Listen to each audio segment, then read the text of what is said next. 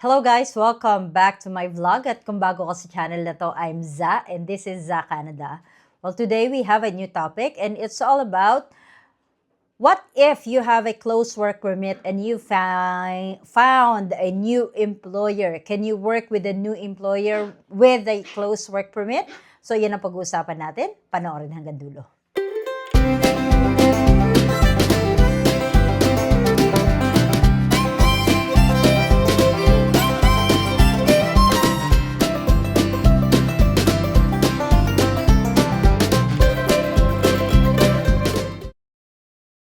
Well, thank you so much sa mga nag-subscribe sa akin lately at kung hindi pa, mag-subscribe na kayo. And in my channel, we talk about latest immigration updates, anything that has something to do with Filipino immigrants here in Canada at kung ano-ano pa. Well, going back to our topic, we are going to talk about what if you found a new employer and you are currently holding a close work permit. Can you work? Pwede ka na ba magsimula magtrabaho sa bago mong employer o sa bago mong job? First, we talk about what is a close work permit. Ang close work permit is a permit that is being given to you after the employer got their positive LMIA. Or sometimes, kung may nominations sila sa province, if you got nominated dun sa province, then they can give you a nomination certificate and you can use that to apply for a work permit. And ang work permit na ibibigay sa iyo is a closed work permit. A closed work permit, which means that you can only work with that particular employer at that particular location. For example, if you got hired as an early childhood educator here in Vancouver, and the name of the company on your close work permit is ABC Daycare, let's just say, then you can only work for ABC Daycare on that particular location in Vancouver. Kung ano yung nakalagay dun sa close work permit. Pero, what if nag-end? Nag-end yung contract mo or hindi ka ni-renew? You found a new employer that can give you an LMIA, but it's still in process. Ano ang pwede mong gawin? Well, the good news is, in 2025, there is a new temporary public policy na pinapayagan ang mga temporary foreign worker na magsimula sa bagong employer habang pinaprocess ang bagong LMIA or ang bagong work permit. So, IRCC has extended temporary policy where you can request permission from them to start working for a new employer before your new permit is fully processed. So, ibig sabihin, pwede kang magsimula sa bago mong employer, pero hindi agad-agad. Again, hindi automatic.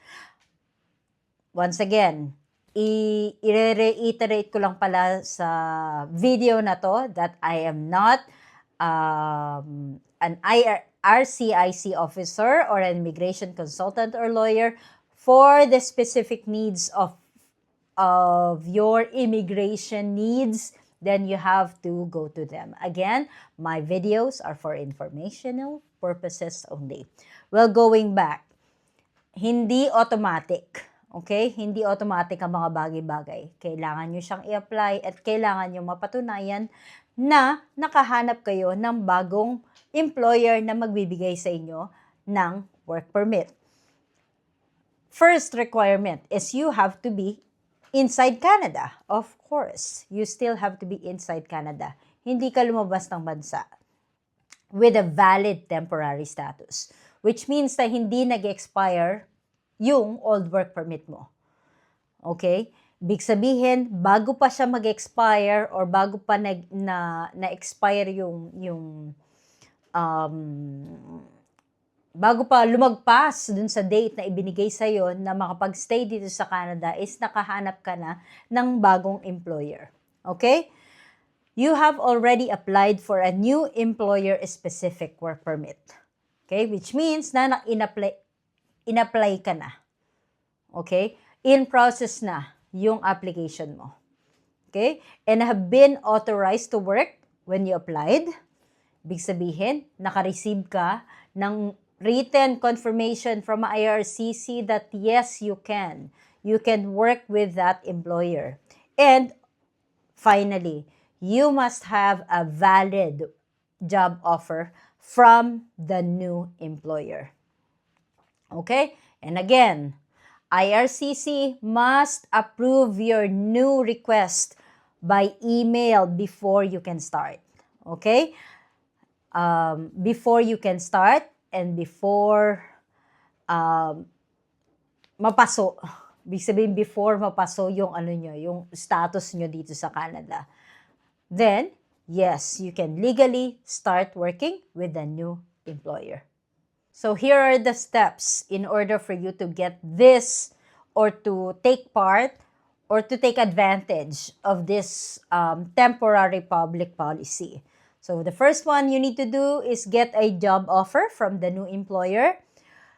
New employer must or applies for a positive LMIA or LMIA exempt offer. LMIA exempt yung mga, for example, yun nga, sa nomination program, or if you'd like or if you have French skills, yung CLB5 under Francophone Mobility Program, LMIA exempt din yan. Kung meron kayong minimum of at least CLB5 sa French, then that is one of the LMIA exempt work permit na pwedeng i-apply para sa inyo ng employer nyo. You apply for a new employer-specific work permit, which can be done online.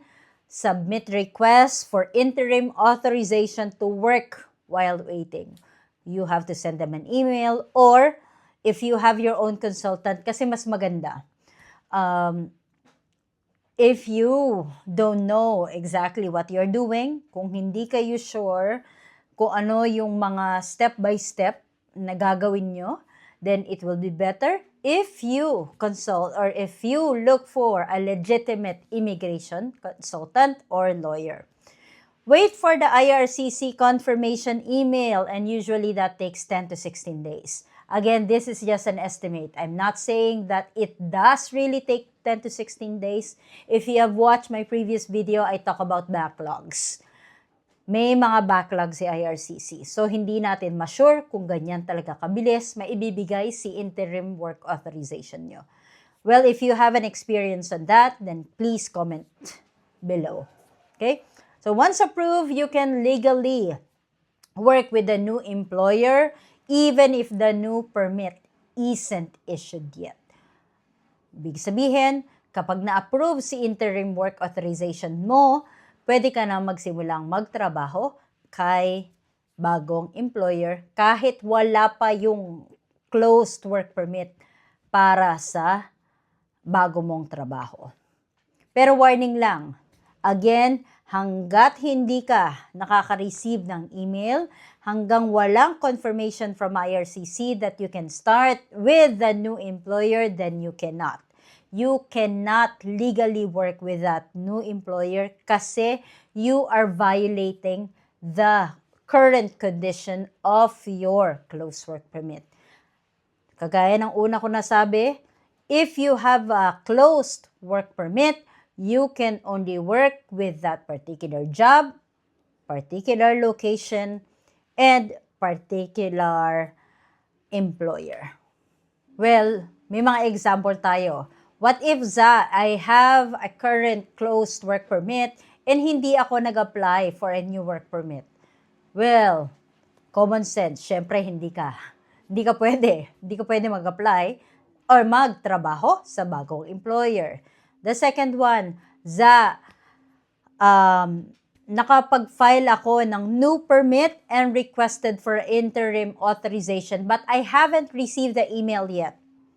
Do not work. Okay? Again, if you work or if you start working without receiving the email confirmation stating that you can work or you can already legally work with that employer, then yes, you can work. You can start working. And What if, Za, I'm on implied status? Implied status, which means na maintained status. If you go back to my previous video about maintained status, if you can remember, if you apply for maintained status, which means na a job offer that was given to you, a new job offer was given to you ng panibagong employer. However, you still have to meet the current condition of your existing work permit.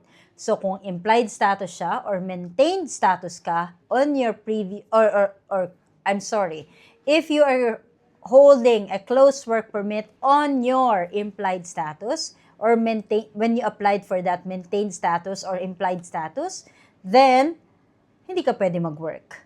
Kasi nga yun yung in-apply mo. Okay? Yun yung offer or job offer na ipinasa mo kay IRCC. Again, we do not encourage you sending an application or dummy maintained status. So, the bottom line is, yes, you can work with the new employer, but you have to get the interim work authorization or IRCC's interim authorization first.